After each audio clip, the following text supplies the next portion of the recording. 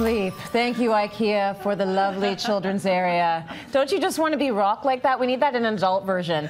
All right, we're going to answer some questions now. These are Dear Dr. Karyn. Man, we haven't done this in a while, and we have a lot for you. Yes, many. The first one, my girlfriend and I live together. She has a son from a previous relationship. There are times when I find she doesn't discipline him the way that I would. I have a hard time saying anything. I like her son, but I do think she needs to be tougher on him. How can we discuss this? So this is one of the most common issues, especially when you're working with blended families. What's interesting, I find, is that if it is the biological father, it doesn't seem to be as much of an issue versus when it's a biological mother and now the boyfriend, because dads tend to be a little bit more tough.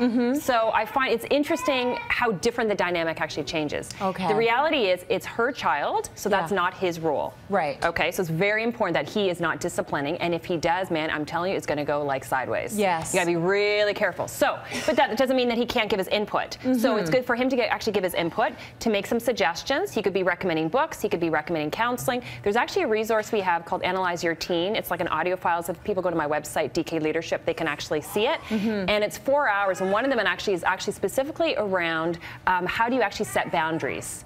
And so it's really a good resource for people to get on this same page. Right. So I actually recommend blended families to actually listen to it together, but remember that the primary disciplinarian has to be the woman. Biological Unless parent. she's giving her authority to him, then it's actually different. Right. So it has to structurally be set up, and then it can be fine, but it is very tricky. Even that conversation that he has with her has to be handled so delicately, because she can be offended maybe by the fact that he thinks she's not doing things the right way. But I guess it's a discussion worth having if it's on his mind, absolutely, because otherwise he's going to get frustrated. And I've seen in cases, if it doesn't get resolved, it can be so frustrating where the guy will leave.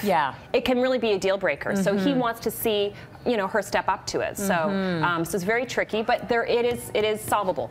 Okay. Here's another one. I was invited to a big birthday party that was held at a fancy venue. My family thought that I needed to give a large sum of money to help cover the cost of some of the birthday boy's expenses. I thought I should give a gift that reflected our friendship and not necessarily a monetary amount. They disagreed with me. Was I wrong?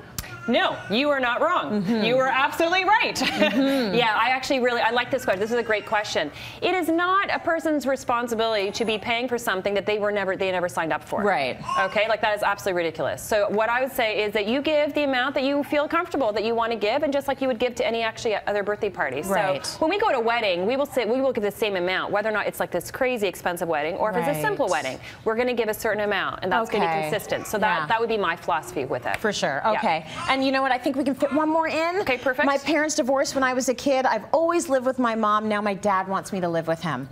And I don't want to hurt my mom. That is such a tough one. That's a tough one. And what I would encourage this particular, I don't know if it's a boy or a girl. It doesn't say. It doesn't say. What I would actually say, it's really important for you to be spending time with both of your parents. And so yes, that probably will hurt your mom, and that's unfortunate, but we're not responsible for other people's feelings. We're responsible to them, we're not responsible for them, and that's a big difference. Right. Okay, so I think I would say it very loving, very respectfully. Mom, I love you.